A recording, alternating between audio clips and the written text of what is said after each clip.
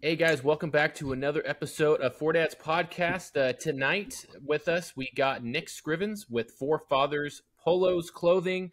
They also have kids polos, hats, and socks. I saw.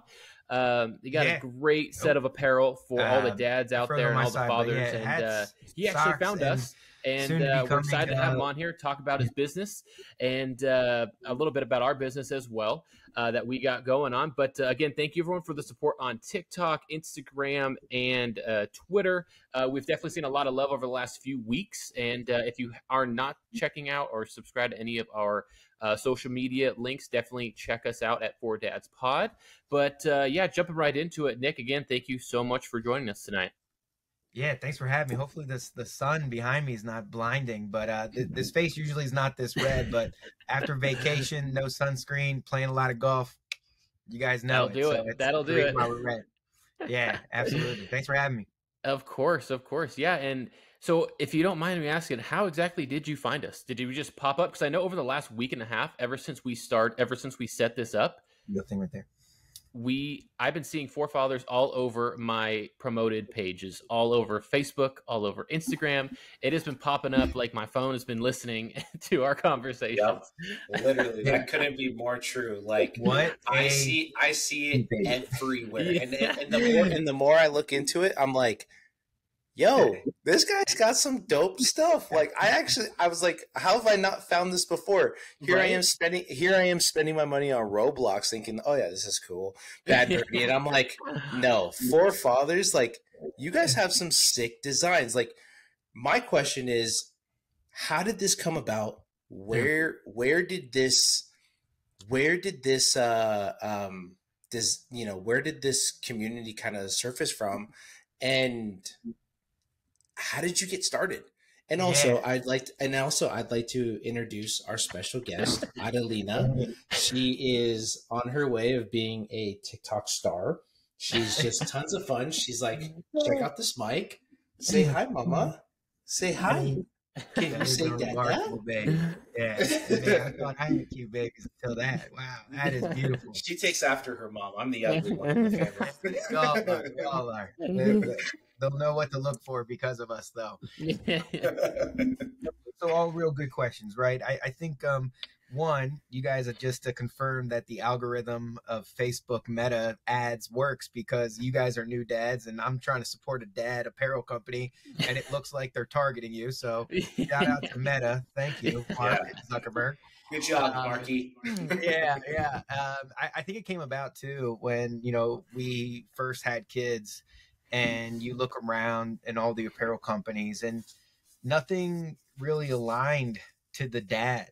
And I've always been that kid back at 12 years old. I'd be the in Foot Locker stomping my feet, telling my mom I needed the Nikes because no one would assume that I was good at ball unless I had the Nikes. You couldn't even wear the Sean Kemp shoes. You couldn't even wear, you had to wear the Penny Hardaways because that was associated with the pennies. Yep. Yeah. I remember those. Absolutely, right? The Air ones. And even when the Jason Kidd one came out with the two bubbles for the first time.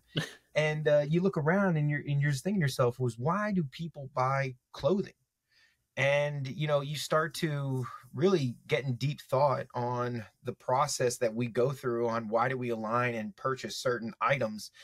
And, I like to think it's Fore Fathers as a clothing brand that really resembles Halloween. On Halloween, everybody dresses up as their favorite character. Now, if you know a little bit about our brand, it's elevating dad apparel while celebrating the do-it-all dad. And, ironically, all our prints are dad isms. And I think, again, if you're in the game of being a dad, you know exactly what I mean by the isms. And through trial and error, it took us about 10 months to, 37 different samples, 7 different manufacturers. Does this work? Because, all you're hearing the whole time is don't do this. You're going to waste a lot of money. You're going to go broke. I mean, that's true. I mean, we definitely went broke. And then, then you get your product for the first time and there's so much this excitement and you think you're going to kill it because you believe and you're so passionate about it. Mm-hmm. And then you don't get any sales. And then that's when your wife really looks at you like, what the did we just do? And you don't know. And I'll never forget, we got product November 23rd, 2021. And I had 175 pre-orders, which was from family and friends, obviously. Right. And couldn't have been more excited for the future.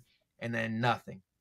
Next thing, about a week later, it's like, hey, are you seeing what's happening? And I was like, nah, man, like, I don't even look at that Shopify thing anymore. We started to see sales. But ironically, it was only one design. And I'll never forget, the next morning, I get an email, and it was legitimately started like this. I'll never forget it. Hey, bloke, we just saw your meme in our Facebook lawn group in Australia. Do you guys ship to Australia? And you guys got to understand, at this time, I hadn't even shipped down the street. So it's like, sure, I guess I can do that. You know, I'll figure it the fuck out. Right. So by that design, it was the Turf Dad that really took off. And, you know, through that moment, we started to identify a marketing template of dadism. Are there communities and associations that people already belong to that this design would resonate with, and would they purchase it? So, you know, not only did the dadisms, but then I started to really learn of all these dad communities. And that became my real obsession. Guys, I'm not trying to beat around the bush, but anyone can throw enough money to build the best polo ever. It can be the most stretchy, the sweat resistance, the collar doesn't bend. I mean, this is, by the way, a very nice polo. But at the end of the day, you're seeing it all over the place now. I feel like there's so many pop-ups, like you said, like that just have almost the exact same Bad Birdie, but like a crazy colors or different, you know. And yours, like you mentioned, are all put towards that. You have like the swim laps one, you have the lawn one, you have the meat sweats one, you have like this like what is the one where it's like you're a dad and it has like you have a baby. He got kids. Yeah, he got kids. We got beer me, holy guacamole. Donuts with dad. I mean, again, it's our goal was to, yes, stay true to our mission, which obviously is dads, but more importantly is to design and to build polos that were universal, that you could wear it on a podcast, you could wear it to work, you could wear it to your birthday parties, you could wear it out to your date night, which we do have coming back in stock. But because that was exactly it. And again, I played college golf. I was never good. I'm like that guy that gets good at like the last 6 holes and then goes in the car like thinking he's still a badass. That's only when the beers hit. Where'd you play at? Where'd you play at? LaSalle University, A10, Philadelphia school. Like, cool. Yeah. I mean, you were good enough to play college golf. Like, I think in today's age, that's real tough. Like, that is like a 9-to-5 job for a lot of kids. And for you to have the skill, now, or, you know, back then to be taken seriously on that level. Like, I mean, John and I both played college ball, and that's tough too. But I mean, golf, if I were to say, if I were to go and dedicate myself from middle school through high school with golf, I still don't think I'd be good enough. I think now, because I've learned the maturity, the calmness, the kind of the patience, and kind of, I think more the mental strategy of just like, okay, I still have a chance to get up and down here. Like, if I can if I can walk away with a par, I'm still the average guy. But to play at that competitive level and have that mental composure and tenacity to get after it, and being like, yo, I got that dog in me, and you're not going to walk away, you know, on just a simple 18 holes. Like, I'm going to get after you as well as I'm going to get after this course. Like that. A lot of people don't talk about it, but that's some serious, that's some serious maturity coming out as like a 17, 18-year-old kid out of high school. Well, Julio, taking a step back, why do you think you see so many fathers trying to teach their kids the game of golf? It's not necessarily that there are dads that think and want them to become the next Tiger Woods, but it's also they want to instill that type of confidence and thought on how to approach life, and that's why it's the greatest game ever to be played. For sure. For sure. I couldn't agree more with that. Like, you know, I've been blessed to meet some amazing people out, you know, out on the golf course, and one of them being is a friend of mine named Jimmy, you know, also known as J Dog in the Roner Park area, or Sonoma County, I should say. But he and I had a man-to-man, like, vulnerable moment where, you know, us as men, we tend to want to show that alpha side of us, right? Like, hey, I'm top dog, you know. And we spent an hour 45 in the car driving down to Half Moon Bay to go play Half Moon Bay Golf Course on a Saturday, and we sat there and we talked about it. We said, you know, hey, where do you come from?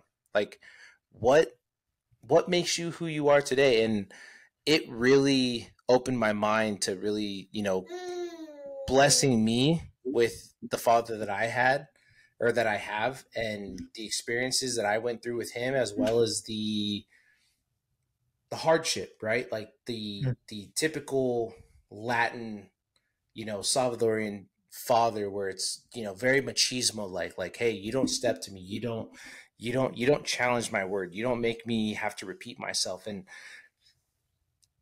I love my dad for it. Like, I wouldn't be the man that I am today. I wouldn't have the ability to be the charismatic, you know, outgoing, outspoken person that I am today, you know, critical thinker, if it wasn't for him challenging me on a lot of things. And I told Jimmy, I said, I'm grateful for that. You know, like, I'm super grateful for that. Like, my dad beats himself up saying that, like, oh, I wasn't the best dad. None of us are.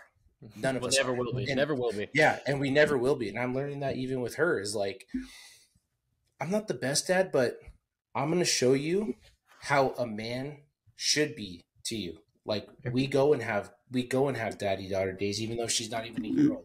We go and, like, spend days at the zoo, or go have, like, a little lunch together, or we'll sit down and talk. And, you know, even though she can't respond to me, like, she knows that, hey, I'm putting forth the effort and showing, like, you are important. You are a very, you know, you are such a beautiful person. Because after seeing my wife give birth, man, it changed my perspective. It changes. Right. You don't need to look at everything, but as long as you're in the room, you change it. So let me touch on two things really quick that you guys have mentioned.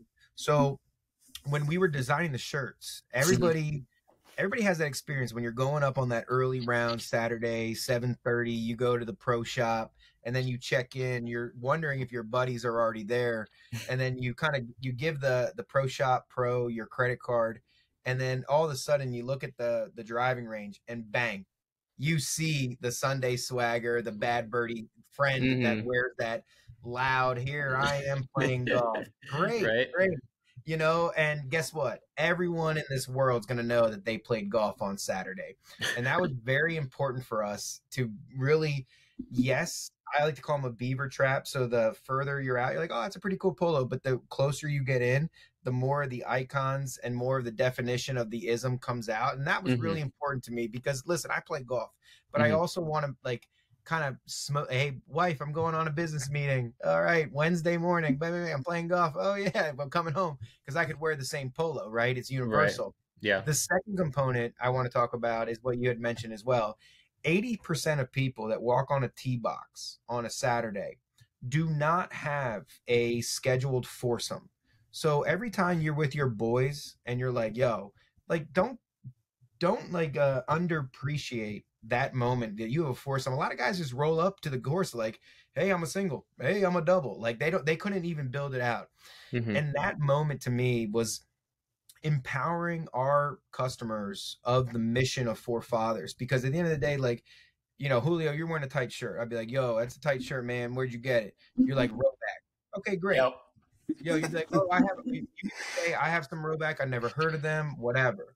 But if you were wearing a Fore Fathers polo, instantaneously in psychology, someone's going to think to themselves, oh, this guy probably has kids. Hey, this guy is a family man.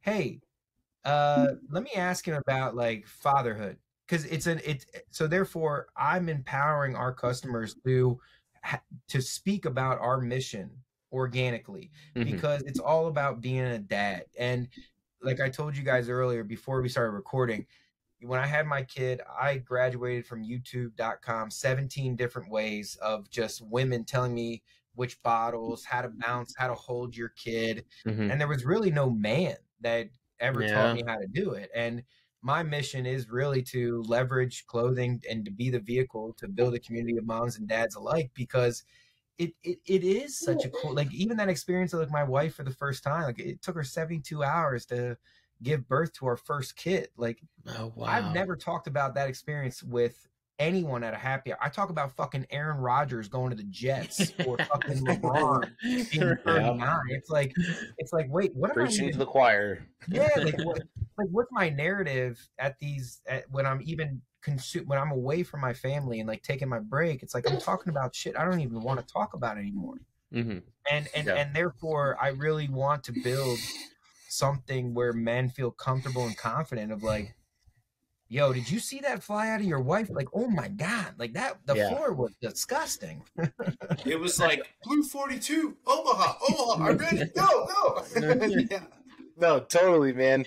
I mean, you know, like even Tease and I haven't even spoken about this much, but like, what's the one question when you go in after playing a skins game or just playing around and you just met, 3 random guys that you clicked with? What's the one question that bugs you the most that they ask? And I guarantee you, all of us can agree on this too. If it is what I think it might be. Did you cheat? That's my first fucking question. That's Did you really get a par? Did you really? Yeah, that's actually a very, very common one. But for me, is what do you do for work? Yeah, it's kind of like sizing you up in the way, like 100%. oh yeah, what do you do? What do you do? And over here where I live in Sonoma County, I got a lot of blue collar guys, and I respect the shit out of them. Like, I'm like, yo, you guys do something that me, like, I know I can do it. Do I want to? Mm-hmm. F no. No freaking way. I don't. Mm-hmm. Like, I have a certain skill that I'm able to connect with people, on a very personal and professional level that, I can sell, and it's great, but to get up and take demands to like do something in a certain amount of time that's just an unreasonable time, no thanks. Like, no. I don't want to do that. But that's the one thing that, like, for me, when someone asks me that, it's like, I'm out here on the golf course trying to escape from what my daily reality is. Like, I don't want to have to sit there and tell you about, I'm the head sales of America for a company called 100 MS. Like, no, I want to just talk about, like, what gets you up in the morning, man? What got you up at 5:30 a.m. to get here for a 7 a.m. tee time to get ready just to shoot 120? What got you? What brings you back about this game that you're overpaying for, because the golf inflation is like no other, but yet you're fine with shooting in 90, and then you still come back wanting to chase that potential 80, 78. What brings you back about it? Like, what drives you in this? Like, that's what I want to know. Yeah. Why is it that you take a transfusion at 8 a.m., but yet you go to dinner with your wife and you're like, oh, I'll just take a water. I'll take a Modelo. Like, and you're definitely setting me up to talk about the brand, which I ultimately would rather talk about dad stuff. But I will say this. So I'm trying to honestly break down all the stereotypes about a collar polo is a golf shirt, and that's it. Mm-hmm, mm-hmm. And not only to represent, like, dads out there, but I can tell you firsthand, man, I'm a one-man shop. I'm everything. So I get all the customer emails, I ship everything, I listen, I do my research, but more importantly, I know that the majority of my customers are saving up money just to buy the lawn mowing polo because it represents who they are. They don't even play golf. Right. They don't. Yeah. Mm-hmm. And it just so happens when you were just explaining that, it resonated with me, because I know that there's so many people out there that don't necessarily have the pings or have the Titleist golf clubs, and they go out once a year with their buddies just because they want to spend time with their buddies, and they just want to wear that one polo that represents who they are. And it's important to me, and honestly, it motivates me because when I look at every comment, every ad about like, oh, just another golf company that's overpriced polos, I'm like, no, like it's not that. Well, not at all. Your prices are $55. I mean, like for a golf polo, that's like really cheap. And I'm like, hold on, not cheap, not cheap. Isn't a bad. It's just economical. I don't mean cheap in a bad way, but I mean like the other ones are at least 65 at the low end, and you're looking at maybe 75, 80. You know, this Roblox cost me $90. It's insane, and you're not paying that much. I mean, Nick has a better idea how much they're paying for the cost price and how much they're flipping it for. But I mean, your prices are very reasonable compared to other golf polo companies, like in the sense of like the feel and the stretch and what everyone's going for right now. Absolutely. And like even like the shorts, the joggers, and I'll be very transparent, right? So we manufacture out of South Korea, the same place Roback does. And Roback, I don't know how and Lululemon. Yeah, but I don't know how many people know the story about Roback. And so for the first 3 years, the wife, who the CEO is, I think her name's Kristen, she traveled 50,000 miles in like a trailer. And she would just put polos in the back of the trailer and target all like the PGA events and just be slinging polos outside the car. Dang, just like what's his name from Nike back in the day with selling shoes out of the back of his trunk? Yeah. So like if you don't respect their game, and again, like it's something that I obviously want to emulate and mirror, but like that hustle, when I found out that story, they have 19 employees, all women. Oh wow! And, I did not know that. Yeah. Oh yeah. So it's they're out of Virginia, man. They won a college like fair of like entrepreneurial stuff.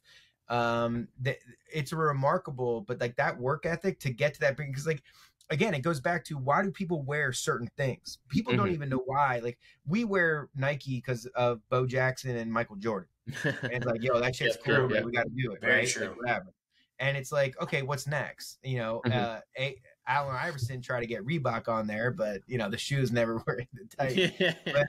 But to know the grit and the grind, because like I can't tell you, and if I know you guys are trying to start your own side gig apparel, and it's like once you start investing, you see all these ads and you see all the companies, everything is so similar.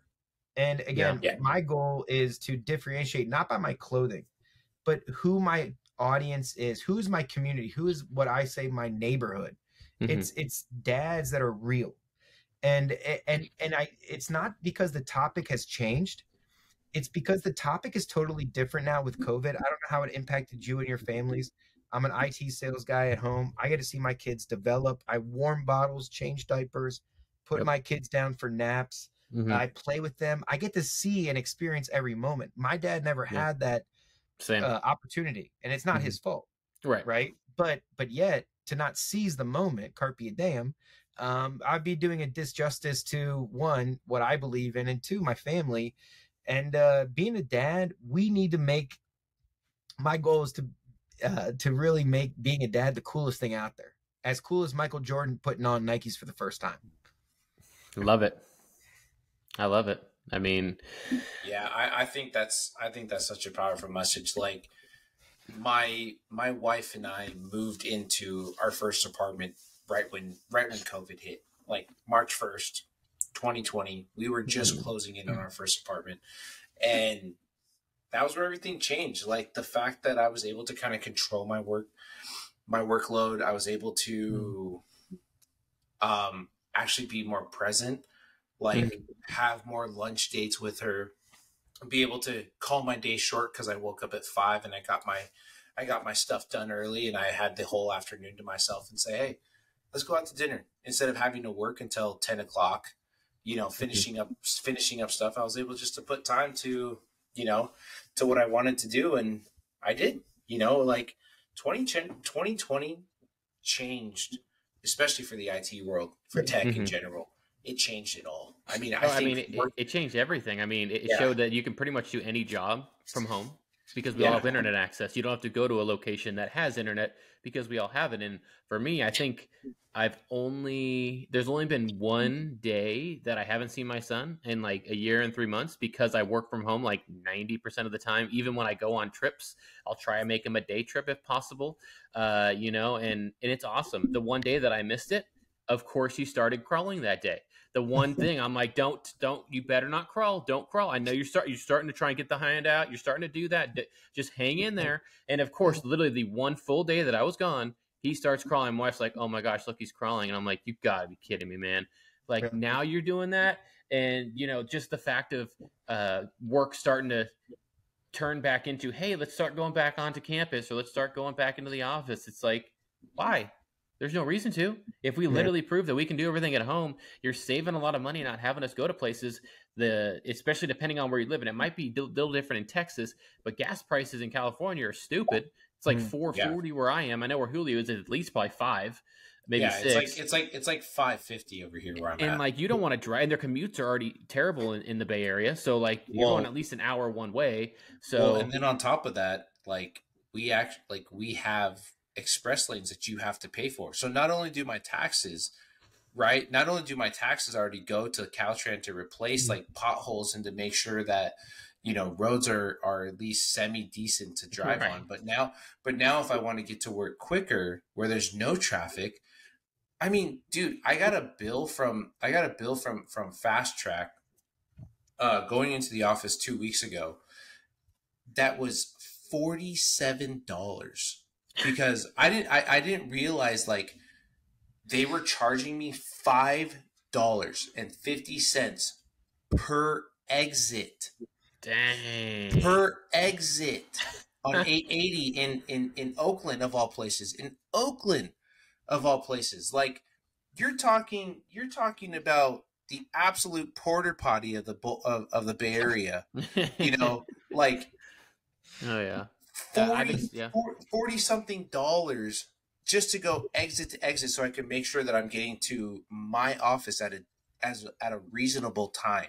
Mm-hmm. Like I was blown away by that. I'm like, oh, so that's how the system works. And then again, this is kind of igniting like a whole nother conversation, but then it's like Gavin Newsom wants to say, oh, California doesn't have enough money for this. It's like, maybe not take the taxpayer money and go buy a winery and actually put it back into like making sure people in San Francisco aren't smoking crack out on the street, and it's like, come on, man, it's not that, it's that simple, but yet, no, you want to go and have your, I don't have to say anything else. It's going to be very interesting to see the shift, right? And I don't want to get philosophical, but I think everyone is in this time frame that we don't know what's ahead. Right. Everyone has so much access these days. Your just security, it always feels breached. And I think that we as dads that had kids for the first time ever during COVID have this unique opportunity to really just educate them on the virtues and values that really will help battle what's going on right now. And it comes in shifts, right? Yeah, guys, the world's been spinning for millions of years, right? And I don't think we're going to be the last ones on here, right? But I think there's something to be said of the paradox that's happening of, I mean, I know I'm very similar to you guys. My only A in school was recess. I was never good at anything. And to teach my kid hands-on stuff at this age, it's just like remarkable. Like, for example, like I'm blown away. My daughter is 2 years, like 2.5 years, whatever. And, that girl taught herself how to get potty trained. And I'm reading all these books on how to do it. And I'm like, it's because I'm home. My wife tends to the kids. I got the best babysitter in the game. I got the best in-laws. I got my mom here, my brother here. Like it takes a village, but if you don't slow the village down, it never happens. So I think the kids that we are raising, because what people love to shove down our throats now is like, oh, sixth graders reading level is down 2 grade levels, and the math grade, like, Yep. yeah, those kids are fucked. Well, you know what? I'm sorry. They're already lost. All right, let's move on to the next generation. They always skip a generation. It's like twins. It always skips a generation. You know, it's funny, man. And you know, I know this is your guys' platform and podcast, but I would like to ask you guys individually a question of you guys are both new dads, under 2 years with one kid. What's been your most challenging moment?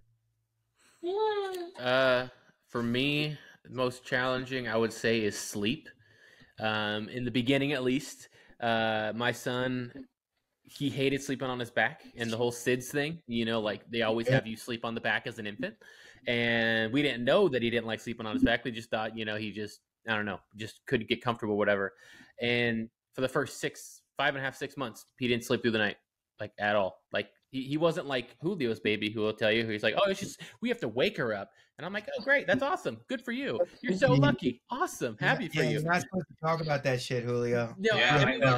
I learned that because now I am dealing with it. I've heard that, and I'm like, hey, that's fine. Everyone handles it a little differently. Some get envious. I'm fine. Like everyone's different. But as soon as we took him out of that swaddle and he was able to lift himself up, and we put him in the bed and he laid on his belly, the kid can sleep all the time. Like it's no issue anymore. So, and for me, I'm that person that no matter how many hours sleep I get, I will always be tired.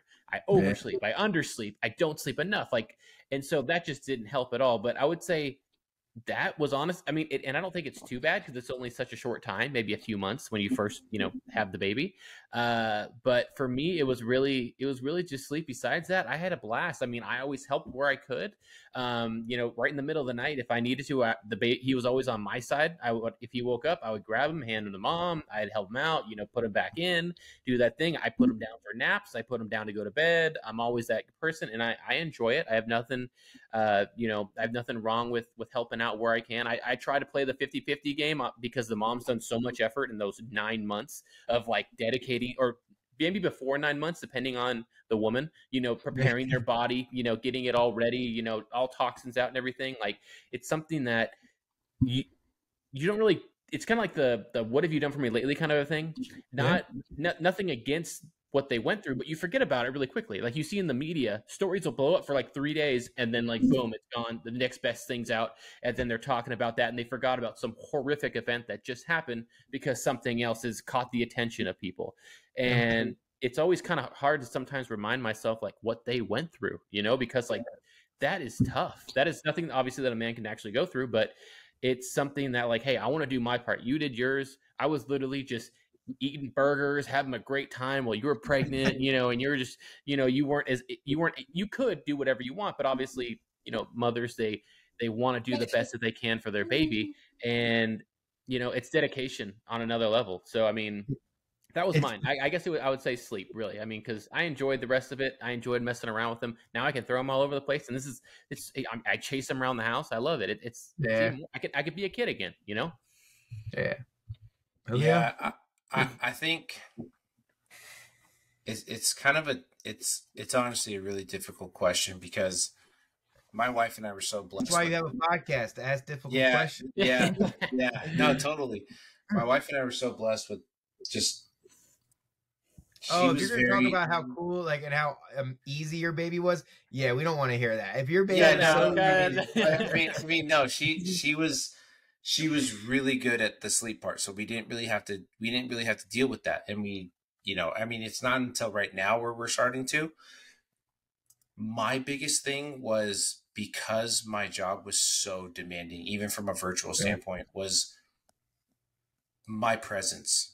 And the one thing I always reflected on was how my dad was always there for everything. I mean, I can remember back to when I was 2 years old where he would just cut his days short, you know, sacrificing a few extra dollars that he could make to go to the park with me, to go kick a soccer ball, to go teach me how to throw a baseball, to go do all these things. And it's like, I'm home, but I always had something to do, you know, and my my wife being my rock, being my biggest cheerleader, being my biggest supporter, was always the one that was like, hey, it's okay, go ahead and handle what you need to do, like I'll be there, right? Like I'll take care of it. And I'm just thinking to myself like,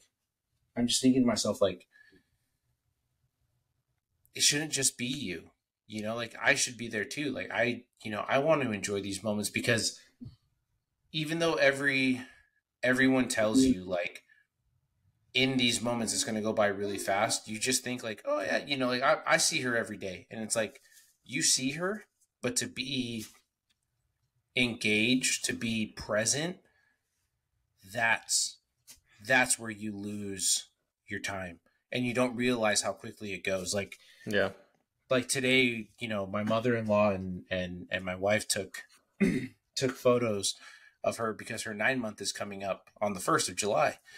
And I'm like, holy shit, it's already been 9 months. Like in 3 more months, she's going to be a year old. Like, yeah. What have I done in this time? You know, and the days are long, the weeks are short, man. It's crazy. Yeah. And then I think as you know, as a dad and as an athlete, as you know, someone who's always critiquing themselves, it's like you look at yourself and you're like, how did I do enough? Like, how much of this was I actually there for? Yeah. And I can proudly say I was there for a lot of stuff. Like, it's great. It's great, like seeing like how she went from being this chubby little, you know, bundle of fun to where now here she's baby's still chubby, by the way. Like, yeah. It's just wait till she starts walking, man, dude. My son lost so much freaking weight. He's so thin now. You look back at the photos, you're like, holy crap, you look like Augustus Gloop, man. Back in the day, it's crazy.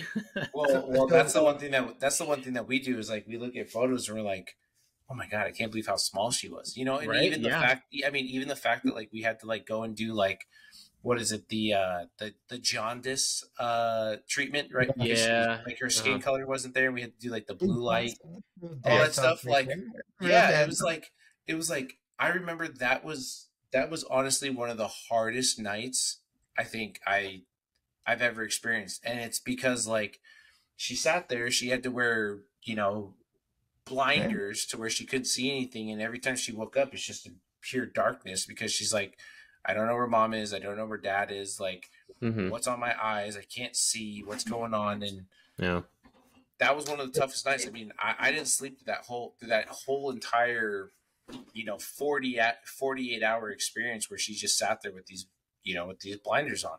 Like, it was so tough. And to see her now, like she's down here moving around playing with like her little toys and looking up at me, it's like, you're such an awesome baby. You don't realize like how much you've already endured, that like most babies, like they just struggle through it, you know. And you see those characteristics as you continue to meet other mothers, other fathers, and you see that real struggle that they're going through with how, like, what do I do next? How do I help my baby? How do I do this? Because us as parents, our attention and our attention is pulled in so many different directions that sometimes you don't realize how crucial it is to really be there for this little person and guide them. Yeah. And I'll tie it together too. What you guys were mentioning is that, you know, as a parent, I've become more confident that I am very right in this scenario. It was like, I get why some people are just pissed off every day, you know, because like lack of sleep, or maybe you have a bad day, or, you know, your baby's not cooperating in the which way that you want them to cooperate. And it's really taught me grace. It's taught me patience.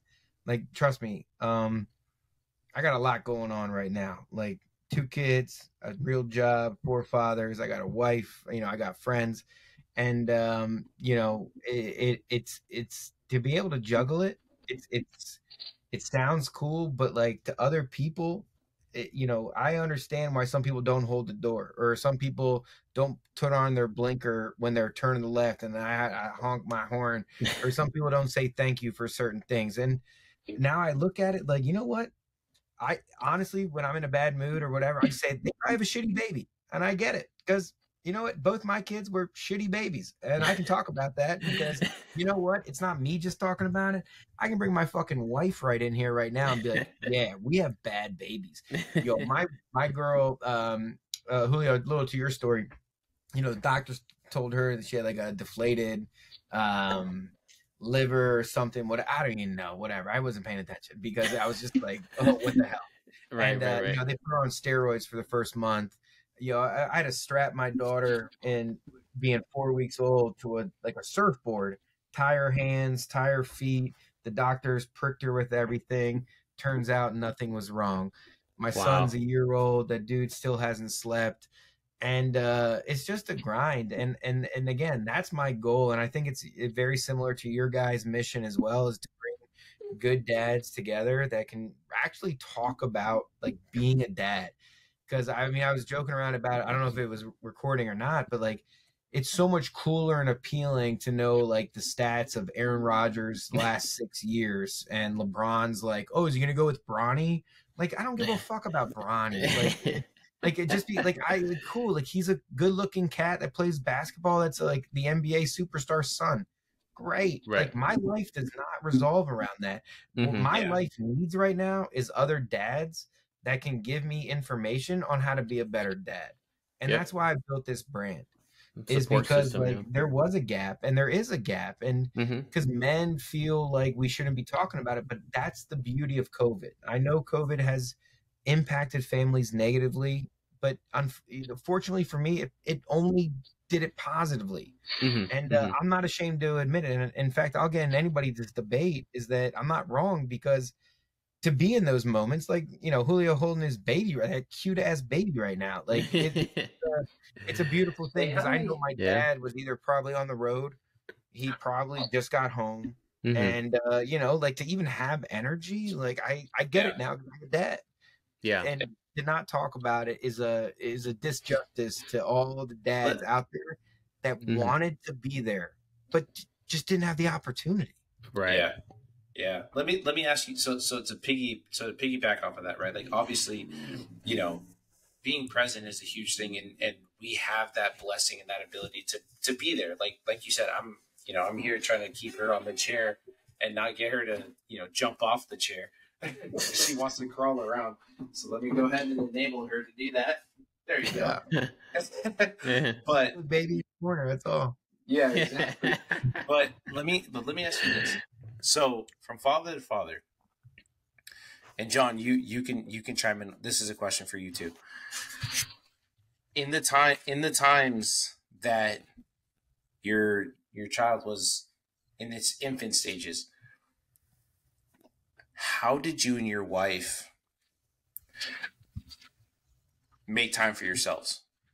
And I think this is like a challenge where, I don't want to say a challenge. A challenge sounds bad, but I think this is like I think this is a hurdle that my wife and I are experiencing, because believe me, like, my wife and I, before we had Adelina, like, we were in Cabo every other month. We were taking spontaneous trips down to Monterey, to Disneyland, to everything that we wanted, you know, that we wanted to do.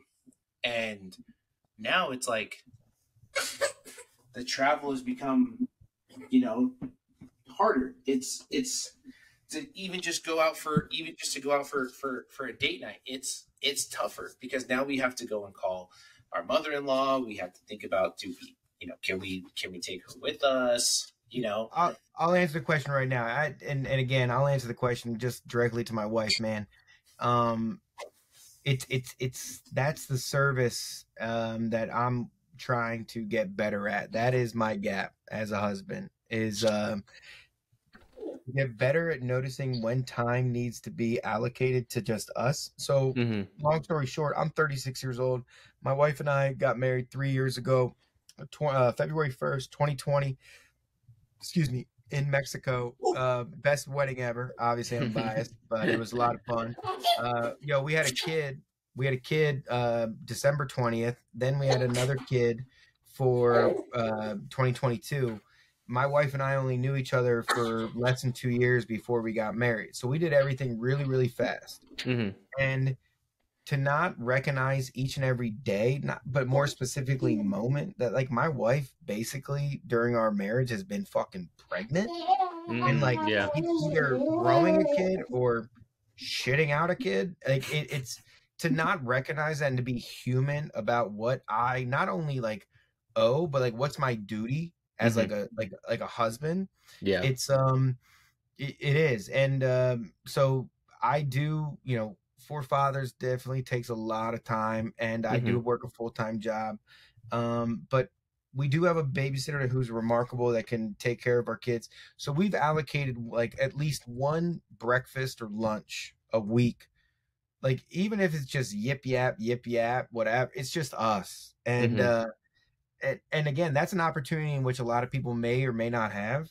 Yeah. But to find those moments, like we go on a lot of walks with the family, like like it's so easy to bitch, like, but to actually like own it and to be accountable and hold yourself accountable, you got to look in the mirror. It's like David Goggins kind of shit. Thank you.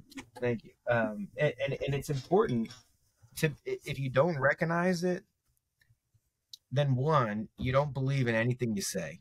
Two, you're gonna have a broken home. And it's we always feel like the water on our shoulders is always heavier than the people around us. Dude, if you're carrying water up a hill, I don't care if it's 10 pounds or 20 pounds. That shit sucks. Like it just, of course.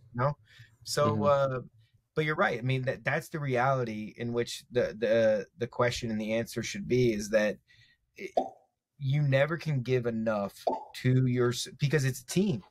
Like, I know my player, my son and my daughter can only play a certain position, but in order for my wife to play the position that I need her and the family needs her, you need to be that supporting cast. Like you need to always ingest, and that's where the beauty of a family really is. Because I mean, Julio, you got pretty personal with your dad, and it's very important to have a platform that's structured. And that's the beauty of why I built this brand, is because I feel like before COVID and before the brand, the funny cliche was I'm bringing home the bacon, right? My dad had the mustache, the tight shirts, the tie, and so cater to me, and I'm gonna go do whatever the fuck I want on the weekends. And it's like that's not that cool anymore, because it's just not what family should be built around. Yeah. I mean, you definitely mentioned it, like being a father and a mother. You definitely cannot forget about being the husband and the wife part. Like it's really easy to fall down that loophole, or rabbit hole, I guess you would say. When you first have the kid, and all hands on deck, making sure they're surviving, making sure they're eating, making sure they're breathing, all the new little things that they're learning. You want to make sure they're all good to go, and it's so hard to just step away, or let alone trust anybody to your kid. Within the first few weeks or so, you're like, no. Like, I did all this work with this baby. The last thing I'm going to do is let anyone take it, just for a little bit, even if it's like a parent, or a sibling. It's just like not yet, and I feel like those over those months, it is really, really difficult. Some babies are different than others, but it's still like, you still got to have that husband and wife time. You can't forget about that husband and wife time, because that's what got you here ultimately, right? The husband and wife, majority of the time. Obviously not everyone not everyone has kids is married, but there is a relationship involved. And I definitely say that my wife and I don't go out as much as we'd like to. That's for sure. We have a few other things that are hanging over our heads for the time being that kind of prohibits us for that. But once those things are going to be taken care of, then we're going to hopefully have more time to go out. We do have an awesome mother-in-law who lives down the street from us that's able to come on by and help out when we need. But yeah, I know that that's something that we've talked about, on my side of things with my wife and I. We're just like, definitely got to, you know, keep that spark alive, you know, like we're not just in it for the kids, you know, we're in it for each other, but obviously the kids are a part of that and you know, a part of that. So yeah, it's not even a spark. It's more like your sanity. It's just like these two rugrats are just have consumed everything. And you know, when I became a parent too, there's two things that now I understand better: a crying baby on an airplane, and then like I actually try to put myself in shoes of like parents that have like, you know, Down syndrome kids or autistic kids. Like there's no escaping that. Like, I mean, I can go to Pinehurst, I can go to Colorado and play golf. Like there's no trips for that. yeah. And that sacrifice, that grace that those individuals applied, like, you know, there should be a holiday off of those parents. Like we call Father's Day and Mother's Day, but because like, and that's what I always try to say. I mean, I'll get real with you guys. I'll get real with anybody, but like, you know, you get third world countries, and I bitch about waking up at 4 a.m. to bounce my child. Well, at least I get to hold my child, Right. you know? And I think that's where reality hits reality of like, what are you really working for? It's a beautiful thing. And again, we all have journeys in life, but more importantly, the parent journey, but to educate other parents is the most important thing. And it's not to like, what do they call it? Chasing the Johnsons or, you know, to compare, like if you're a baby, whatever, but not to share feedback, because it just takes one little thing to change your outcome of the experience with your kid. And, you know, we're highly invested in it and I love it. And that's why I started an apparel company. That's why I reached out to you guys. 'Cause I think you guys are doing the right thing. Yeah, no, I mean, thank you again for, you know, joining us on this podcast. I've definitely enjoyed our time talking. It doesn't have to be the last time that we have you on. But I think for the time being, we can wrap this one up. Well, I actually Julio has something to say. No, sorry. Yeah, I did. I was just trying to be respectful because she was over here saying "dada." She just started saying "dada" like the day before Father's Day, so now she's like, it's her favorite word. But I think you really hit the nail on the coffin there with really making sure that you're making time for each other. Like, I had a really vulnerable conversation with my wife where I told her, I said, hey, don't ever give up on me, you know? And she's like, where is this coming from? And I related it to baseball, right? Where the coach comes to you and says, you know, hey, we're going to take you out. We're going to bring somebody else in, which means like your team just gave up on you. Right. My daughter and my wife are my whole world. Everything that I do as a man from the day that she was born on is because I want to give them everything that I didn't have, as well as everything that I desire as well too. And I told her, I said, you know, just don't give up on me. And she looked me dead in the eyes and she said, why would you ever think I would? And I told her, I said, maybe it's just because I'm not fulfilling a lot of things that you maybe want. You know, I said, they may not happen tomorrow. They may not happen a month, 3 months, 5 months down the road. But best believe when you express something to me, I take it seriously, you know, and I want to make sure that you know that your best interest is at hand as well as mine, you know, and I don't mean for this to be controversial, but I know like the month of June is to celebrate free love. It's to celebrate, you know, everything, but it is also the month of men's mental wellness.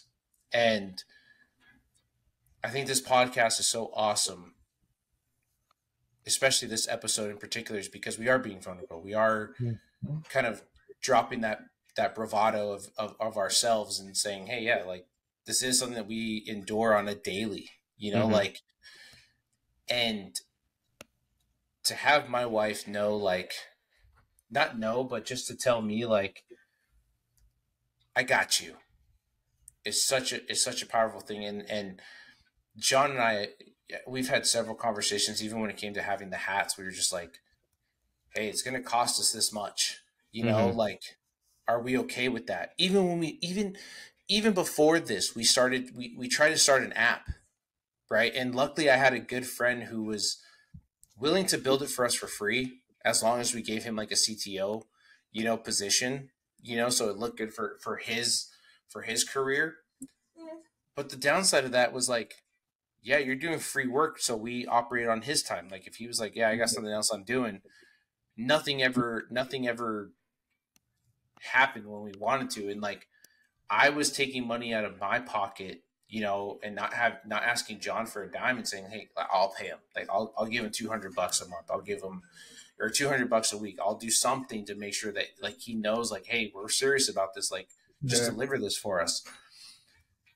Turned out like the whole thing was just a bust. Like he never even did anything. After I learned how to do code myself, I was just like, bro, you didn't do a single thing. Like you kept telling us over and over, oh yeah, give me 2 weeks and I'll have it done. It's like, you didn't do a single thing. You just built out this Spotify BS website that showed like what our application did, but you never even started an iOS app. You never did anything, and I had to have that conversation with them. But now it's like John and I both loved the idea of a podcast, because he and I are we're extroverts. Like we are, it doesn't matter if we've met you in wrestling, didn't matter if we just met you today, like we love meeting new people.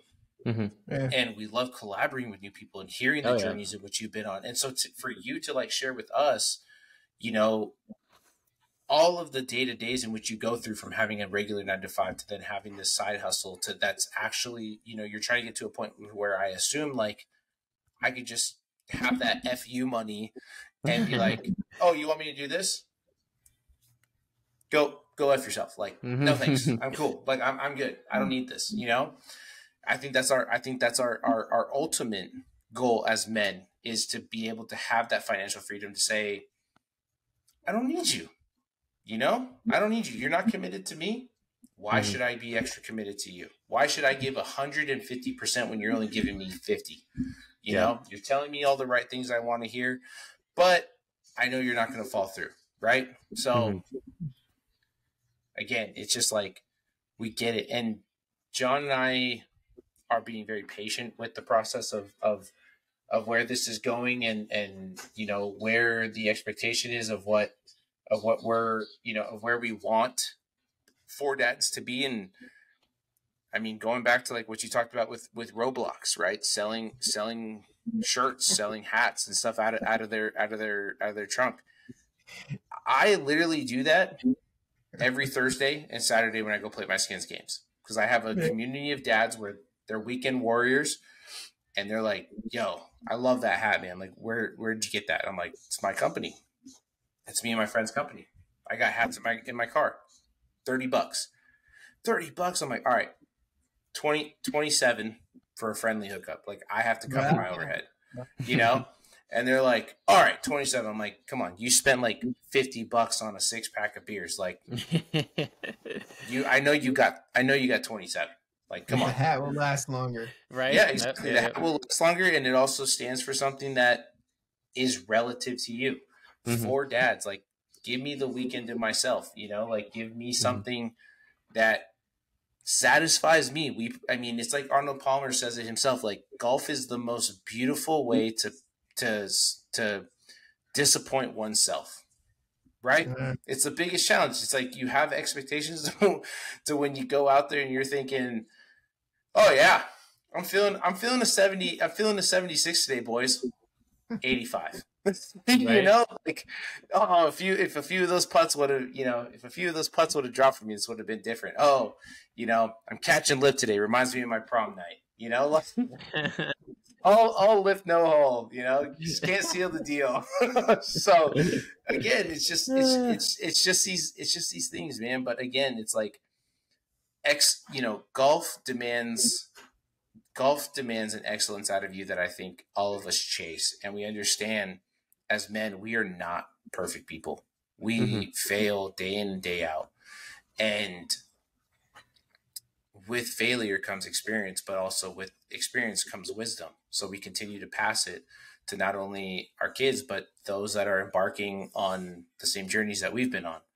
And that's what's so cool about this, about this podcast and connecting with people like you, Nick, is like, you're a little bit older than us. You're sharing with us what's to come, but also we're all connecting on very similar, very similar terrors that we're all about to embark on, and it's really, it's really awesome. Just the power, just how powerful golf is, and the communities that you're able to develop through just a simple game of chasing a ball to get in a hole, to have that one moment with your boys to where hole in one You're not comes. Start quoting Robin Williams, are you? No, please don't. The stroke. No. Oh man.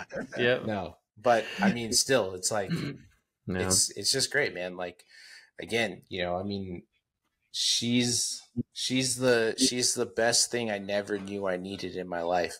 She's going to be my best friend for years, and it's like, I see that relationship with my sister and my dad, and like I said, like, my dad is going through a time right now where he is mentally beating himself up because of what he did to me as a kid. And it's not easy to talk about, but it's like, I tell him all the time, like, I don't hold anything against you. I don't I don't have any hatred. I don't have any ill will.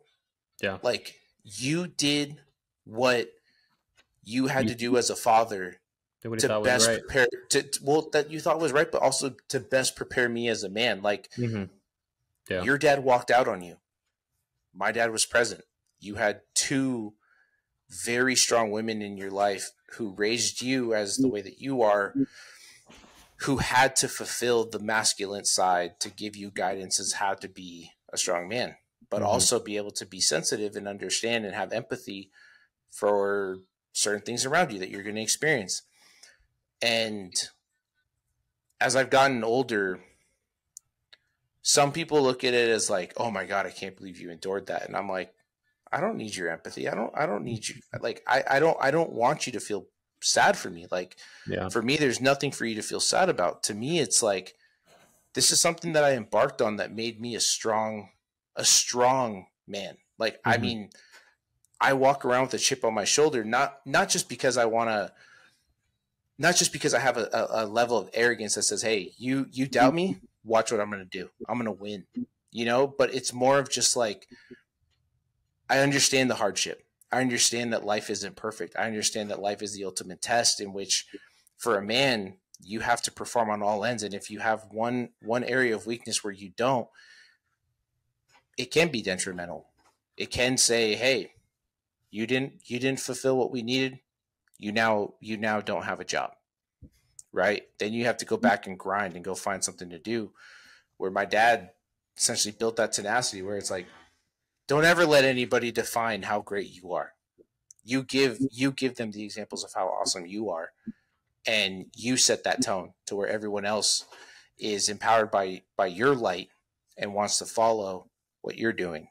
Be the alpha, and I want to instill that in my little girl, because I understand, and we're all men. We've all said things, we've all done things to get what we would essentially want, and I don't want my little girl to fall into that. I don't. Yeah. I want her to be strong and see through that BS. Tell somebody, go fuck yourself. Like, you go get a cup of coffee in the morning. I'm just going to have breakfast. See you later. Like, I like it. Like that is my goal, and my wife too. She comes from third world country, came over here to America to for her mom to give her a better life, a better opportunity to be successful. and her dad walked out on her in the delivery room. Dang. Said, no, I don't think that's my kid. I'm out. Never saw again.